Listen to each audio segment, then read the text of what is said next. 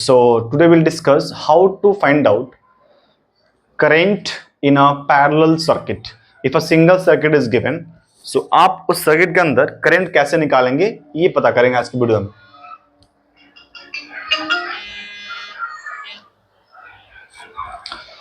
तो उसके लिए हम क्या करेंगे, सबसे पहले हम एक बनाएंगे पैरेलल कॉम्बिनेशन का सर्किट. वो कैसा होता है सर? तो ये रहा आपका पैरेलल कॉम्बिनेशन. सपोज दैट ये सिनेरियो है और यहां पर दो रजिस्टर को हमने पैरेलली ऐड कर दिया है. ठीक है, ऐड कर दिया. मान लो ये आपका R1 रहा होगा और ये आपका R2 रहा होगा. उसके बाद अगर मैं इन दोनों को किसी भी एक सप्लाई से ऐड करूं तो इनके बीच जो करंट बनेगा वो कितना बनेगा ये मुझे कैलकुलेट करना है. क्या करना है सर? लेट यहां पर जो पोटेंशियल डिफरेंस है वो अगर V है और यहां से करंट I जा रहा है, तो आप सबको पता है कि जैसे करंट यहां पहुंचेगा ये दोनों सर्किट में डिवाइड हो जाएगा. कुछ करंट यहां जाएगा, कुछ करंट यहां जाएगा. तो फिलहाल अगर हम ये मान लेते हैं कि यहां पर जाने वाला जो करंट है वो I1 है और यहां पर जाने वाला करंट आपका I2 है. ओके, तो हमें ये I1 I2 का वैल्यू ही निकालना है. तो इसके निकालने का क्या तरीका हो सकता है?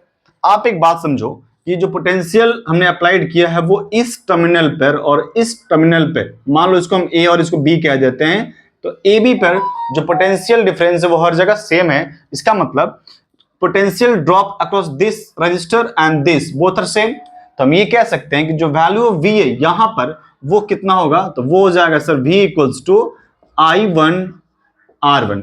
और सिमिलरली इस वाले के लिए कितना हो जाएगा, तो इसके लिए सर V हो जाएगा और वो हो जाएगा आपका I2 R2. ना ये दोनों इक्वल है तो इसको आपस में इक्वल कर सकते हैं. तो हम ऐसे कह सकते हैं सर I1 R1 जो होगा वो I2 R2 के बराबर होगा. अब यहां से आपको रेशियो निकालना है I1 I2 का.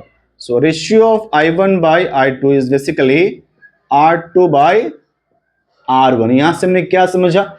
यहां से हम ये समझ पा रहे हैं कि जो रेशियो ऑफ करंट होगा, जो करंट डिवाइड होगा वो रेजिस्टेंस के रेशियो में डिवाइड होगा, लेकिन रेसिप्रोकल होगा. अगर करंट का रेशियो मान लो आपका यहां पर जो रेजिस्टेंसेस है इनका रेशियो 2:3 है, तो करंट क्या होगा? 3:2 हो जाएगा. कैसे समझाते हैं इसको आप. फिलहाल ये करेक्ट है यहां पर. अब यहां से हम I1 I2 वैल्यू निकाल सकते हैं in the ratio of reciprocal of resistances. Correct है, ये आपका क्वेश्चन हो गया. अब आगे बढ़ने के लिए क्या करेंगे, हम यहां से हम एक फॉर्मूला भी डिराइव कर सकते हैं कि what is the value of I के वैल्यू क्या हो सकता है. तो अगर आपको I के वैल्यू निकालना है तो आप इधर देखो, this is R2. So R2 multiply divide by R1 plus R2. साथ में आपको I से मल्टीप्लाई करना है. This the value of I1. Similarly what is the value of I2 कितना हो जाएगा. तो जब हम I2 निकालेंगे तो इसको पकड़ेंगे, ये अगेंस्ट वाला. This is R1 divide by R1 plus R2 multiply I current. ये तो हो गया आपका छोटा सा आइडिया. नाउ अगर मैं क्वेश्चन को इसमें इंप्लीमेंट करूं, let this value is 4 ohm and this value is 8 ohm. Okay, और यहां से जो करंट जा रहा है, अगर मान लो करंट आपका 10 एम्पियर करंट जा रहा है, तो आपको बताना है कि करंट I1 और I2 कितना होगा. तो सबसे पहले हम क्या करेंगे, सबसे पहले रेशियो निकालेंगे. तो ratio of I1 by I2 निकालेंगे, वो कितना होगा सर.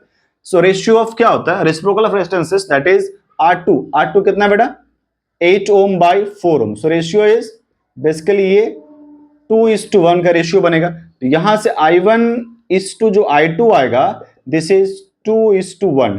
अब यहां से हम एक मैथमेटिकल इसको कैलकुलेट कर सकते हैं. कैसे कर सकते हैं, what is the value of I. तो सर I1 अगर निकालना है तो रेशियो कितना है, 2 है. रेशियो का सम कितना है, 3 है.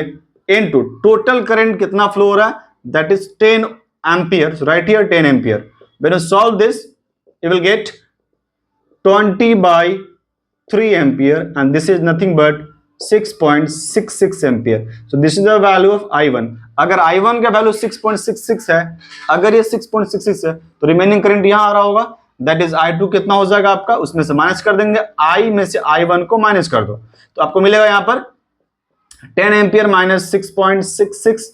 आंसर मिलेगा आपको 3.33 एम्पियर. आप इसको फॉर्मूला से भी कर सकते थे, कोई दिक्कत नहीं है, सेम ही आंसर आने वाला है. ठीक है, अब ये भी अप्लाई करेंगे तो भी सेम आंसर आएगा। अगर मैं इसका इस्तेमाल करूं तो कितना मिलेगा मेरे को यहां से, I1 कितना होगा, देखो R2 कितना बेटा, I2 8, तो ऊपर पहले 8 लिखो, डिवाइड बाय दोनों का सम, 8 4 12 हो गया, यहाँ 12 लिखो, मल्टीप्लाई करंट 10, सॉल्व करो, फिर से वही आएगा ना, 4 से काटेंगे 2 और ये हो गया आपका 3, तो फिर से कितना हो गया 20/3, तो आंसर सेम ही आने वाला है।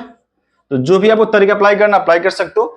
और एक बात ध्यान समझो, ये हो गया ना, ये देखो यहां पर रेजिस्टेंस कितना था 4 ओम और इसमें करंट कितना आया 6.66 एम्पियर, यहां रेजिस्टेंस कितना था 8 ओम, करंट कितना आया 3.33 एम्पियर।